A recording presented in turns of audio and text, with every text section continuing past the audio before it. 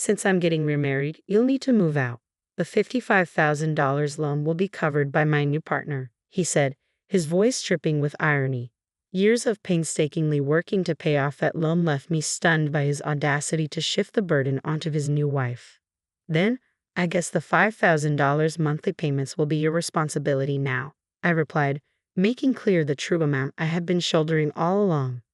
"Sign the divorce papers without delay," I continued, "and just leave. Whatever comes next, even if it's hell, doesn't matter to me anymore." I'm Meg Smith, a 41-year-old housewife who works part-time. My husband Mike is 3 years older than me, and we've been married for 10 years. We first met while working at the same company. Back then, I was deeply engrossed in my career and had little interest in marriage or romance. However, after turning 30, a colleague who was contemplating going independent persuaded me to switch jobs. Just as I was starting to settle into my new role, Mike, a senior colleague from my old company, confessed his love for me. From the start, my relationship with Mike, who was in his mid-30s, was viewed through the lens of marriage. However, 2 years later, we tied the knot, largely due to pressure from those around us.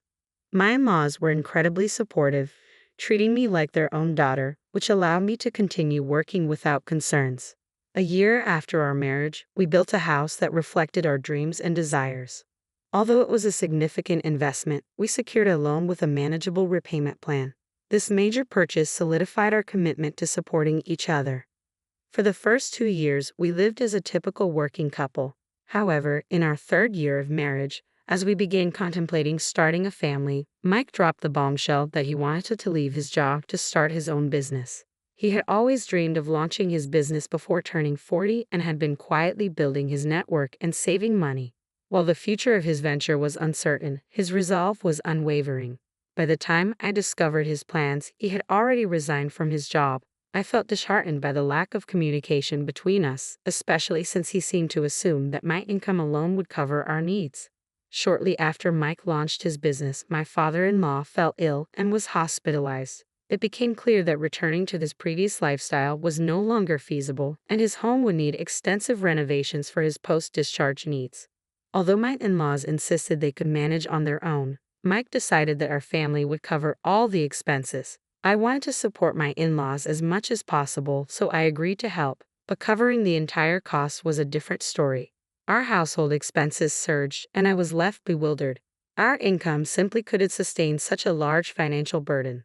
Mike's business was struggling, with frequent contract cancellations and few new opportunities. His income had dwindled to nearly nothing, and I was left to handle all living expenses and loan payments with my salary. Despite being nearly unemployed, Mike remained indifferent to our financial strain, dismissing my concerns and treating the situation as if it were someone else's problem. Our credit card bills began to soar as Mike frequently went out drinking, claiming it was for client relations. Faced with the possibility of spending our lives just paying off loans, I suggested we either sell the house or shut down the struggling business. Mike dismissed my proposals, insisting, "We're not on the brink of ruin. This is a time to endure." The only reason we were managing it all was because of my salary, and I was the one bearing the brunt of our financial strain. Mike couldn't grasp this reality. Eventually, I felt it was pointless to discuss anything with him as long as payments were made on time. As the situation dragged on, our daily conversations dwindled. I knew Mike was spending time with other women under the guise of work, but I had become indifferent to him. One day, after returning from work, Mike finally spoke to me after a long silence. With a smirk, he waved a piece of paper in front of me and said, "I've decided to divorce you.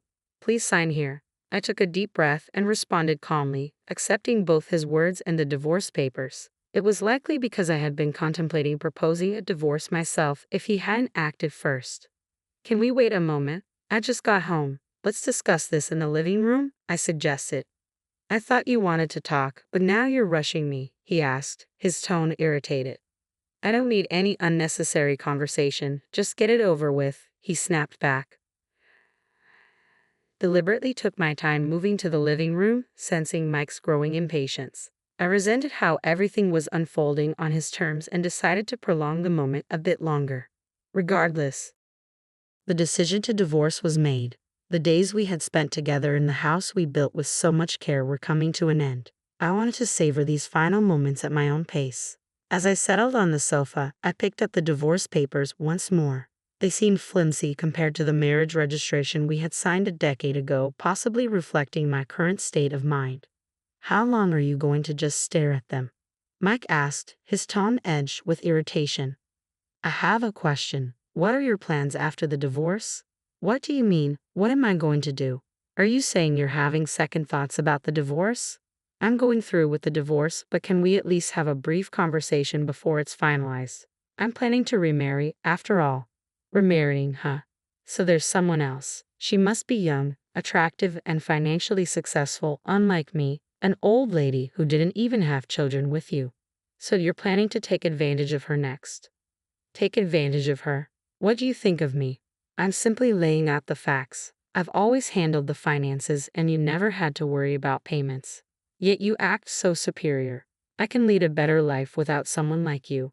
The divorce is actually a favor for me. Sure. I'll brush off your bitter remarks as the ramblings of someone who's lost. Maybe I should have said more. Keep talking. The divorce is final, and I won't have to see your face much longer.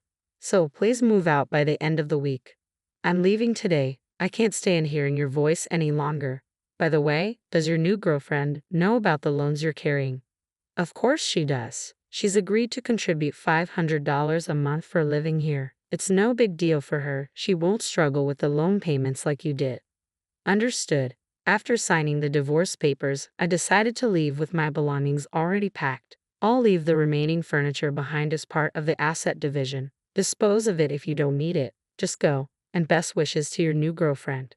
Handling a $5,000 monthly loan payment will be challenging, but good luck. By the way, I've left a note detailing the loan information for her. With a smile, I handed Mike the note, got into my car, and drove away from my former home. I headed straight to City Hall to submit the divorce papers. I hadn't felt this relieved in a long time and thought I should have divorced sooner without worrying about him managing the loan payments. A week after the divorce, one morning, I received multiple calls from my ex-husband Mike. Though I had anticipated this, it was still quite irritating. I decided to address it and answered one of his calls. Yes, what do you want? I wouldn't be calling if it weren't important. That's quite rude, but is it true about the $5,000? I have no reason to lie. You're expecting me to cover your debt. I sighed deeply at his words. Maybe I should have explained everything more clearly instead of just relying on the note. Despite the inconvenience, all the details are laid out in that note. I thought you'd understand it if you read it. I'm calling because I still don't get it, even after reading. I'll break it down for you. Besides the mortgage on the house, there are the renovation costs for your parents' home that you chose, the personal loan for your father's medical expenses, the business loan for your venture, and the credit card debt you accrued, all under your name. If there were only a mortgage, I could have managed that, but there's much more. If you have doubts, you can verify it. I helped because I was your wife, but now that we're not, it's no longer my concern. I told you when I left that there's a monthly payment of $5,000. You must think this is a joke. You spent money like it was nothing. Did you ever consider these payments? Well, you'll have to deal with it with your new girlfriend. That's why you divorced me, right? Actually, she broke up with me. She said $5,000 a month is too much. I figured as much. It's understandable. Even someone with a high income would rarely agree to take on a $5,000 monthly payment for debts they didn't incur. No one wants to pay 10 times the value of a house over many years. Did you really earn that much after changing jobs? Yes, my salary increased fivefold after changing jobs, but all that income went straight to repayments. I didn't realize you were making so much. I wouldn't have suggested divorce if I had known. It's not that you didn't know, you just weren't interested. After I switched jobs, you never asked about my work or my salary. You should have brought it up yourself. You never discussed your income either, even when we worked together. You barely communicated. Once you went independent and had little to no income, yet continued to spend recklessly, I figured it was pointless to bring it up. Let's start over. Come back. I refuse. I've finally achieved my freedom. Then what about the payments? $5,000 a month is unmanageable. Sell the house and use your income to pay off the remaining debt. You might be able to handle it if you adjust the repayment plan. Why not continue with the payments? I have no involvement with you anymore. I'm not interested in a stranger's debts. You're incredibly cold. Don't you have any empathy? I may seem cold, but I've been making substantial payments for over 6 years. Part of it was out of love for you, and part of it was because I felt obligated to your parents. If you wanted to come back, it might have been different. But you chose the divorce on your own. Technically, I have the right to sell the house, divide the assets, and even claim alimony for adultery. But I wanted to sever ties with you before dealing with that. I'm done with someone who turns their own money into a facade of wealth and squanders everything. I'm exhausted from covering your reckless debts. My life is my own now. Don't involve me in it any further.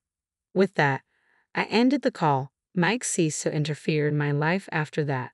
The relief I felt when everything was finally settled was immense. Later, I learned that Mike had to give up his job and the house and create a new repayment plan for the loans. Returning to his previous job under the scrutiny of others must have been uncomfortable. Despite this, he would continue to be burdened by loan payments. I'd also heard that his parents decided to sell their house and move to a retirement home. It saddened me to think they wouldn't have faced such a choice if we hadn't divorced. I assisted with their move and contributed financially to their entry fees as a way to repay the kindness they had shown me. I hope they can now enjoy a peaceful life without the strain of $5,000 monthly payments.